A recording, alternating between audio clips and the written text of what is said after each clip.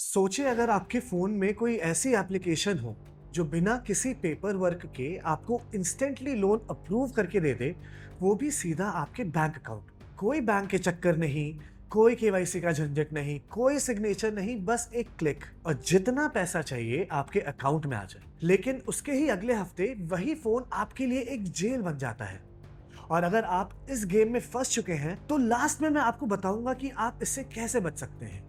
अभी देखते हैं कि ये फेक लोन ऐप्स आपके लिए सरदर्द बनते कैसे हैं। ये क्विक लोन ऐप्स इंस्टॉल करते वक्त कुछ परमिशन मांगते हैं, जैसे कॉन्टैक्ट्स, गैलरी, कैमरा और कभी-कभी कॉल लॉग्स भी। और फिर वहीं से शुरू होता है पूरा रिकवरी और एक्सटॉर्शन का गेम।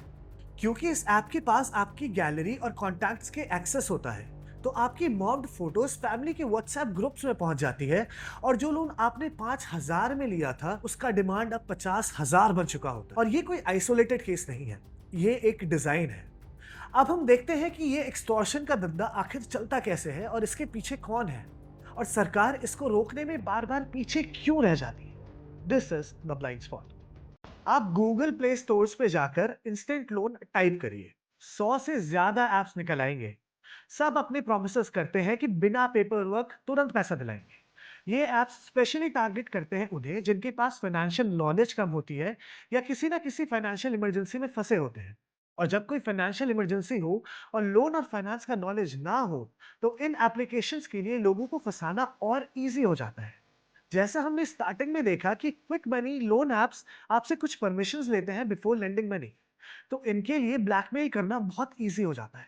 आरबीआई के डिजिटल लेंडिंग गाइडलाइंस के अकॉर्डिंग रेगुलेटेड लेंडर कॉन्टैक्ट्स आपके गैलरी एक्सेस नहीं मांग सकते। लेकिन जो एप्स इलीगल हैं वो ये रूल्स फॉलो ही नहीं करते, और जब तक यूजर समझता है कि कुछ गलत है, लोन ऑलरेडी अप्रूव हो चुका होता है। एक रीसेंट एक्सपर्ट पैनल ने 10,000 डिस्ट्रेस्ड बोरोवर्स पे सर्वे किए। फाइंडिंग चौंकाने वाली थी। कई अनरेगुलेटेड लोन ऐप्स 200 से 700% तक इंटरेस्ट चार्ज कर रहे थे। मतलब आप 5,000 उधार लेते हैं और साल के हिसाब से कैलकुलेट करें तो ये लोन आपको 40,000 तक पड़ सकता है। इसी सर्वे में 72% बोरोवर्स ने रिकवरी एजेंट से किसी ना किसी तरीके से हरासमेंट फेस किया। 67% को बार-बार अलग-अलग नंबर से कॉल आई। 8% को लीगल एक्शंस की धमकी दी गई, जो अक्सर फेक होती है। ये कोई छोटा नंबर नहीं है, ये एक पैटर्न है। चलो देखते हैं कि जब पेमेंट्स मिस होती है तो इन फेक लोन ऐप्स की रिकवरी फेज कैसे शुरू होती है। और यहाँ रिकवरी नहीं, एक्सटॉर्शन होता है। अंदर क्यों आया? भाई तेरे को प्यार से बात कर रहा हूँ, तेरे को जो है लीगल लेके जा। तू है कौन? किसके घर में घुस रहा? तू थर्ड पार्टी क्यों बोला रे? थर्ड पार्टी क्यों बोला? पहले आता है लोन ऐप से कॉल। फिर आपके रिकवरी एजेंट्स आपके फोन कॉन्टैक्ट्स को मैसेज करते हैं और लिखते हैं कि आपका जान पहचान वाला फ्रॉड है। काफी केसेस में जो डेटा आपने इंस्टॉल के वक्त चुराया था वो वेपन बन जाता है, और कई केसेस में तो मॉब्ड फोटोज फैमिली के ग्रुप्स में भेज दी जाती है। फेक पुलिस नोटिस बनाए जाते हैं, लोन लेने वाले के एम्प्लॉयर को कॉल किया जाता है। 2023 में बीबीसी ने इस पे एक डॉक्यूमेंट्री बनाई थी, द ट्रैप। उसमें एक बोरोवर ने बताया था कि उनकी मॉब्ड न्यूड फोटोज उनकी बेटी तक को भेज दी गई थी। इसी डॉक्यूमेंट्री में एक और केस था तेलंगाना का एक सिविल सर्वेंट जिन्होंने मल्टीपल ऐप से लोन लिया था और हरासमेंट के चलते उन्होंने अपनी जान दे दी।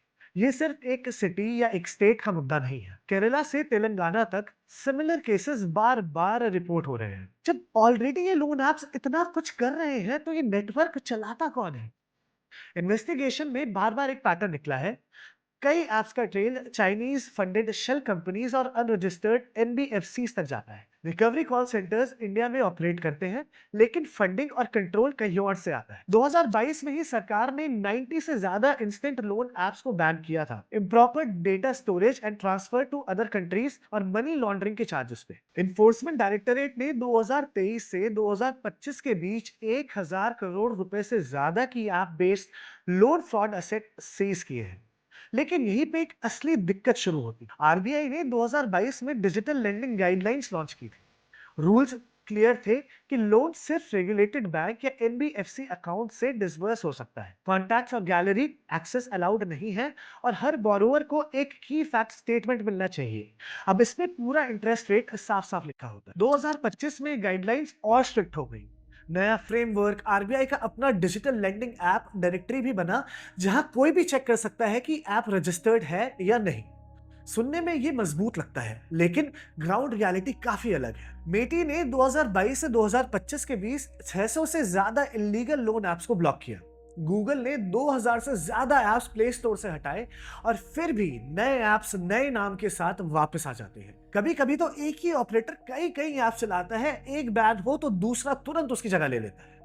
ये वैके मूले वाला गेम है, सरकार एक ऐप को मारती है, 3 नए उग जाते हैं। अब देखते हैं आप इससे बच कैसे सकते हैं।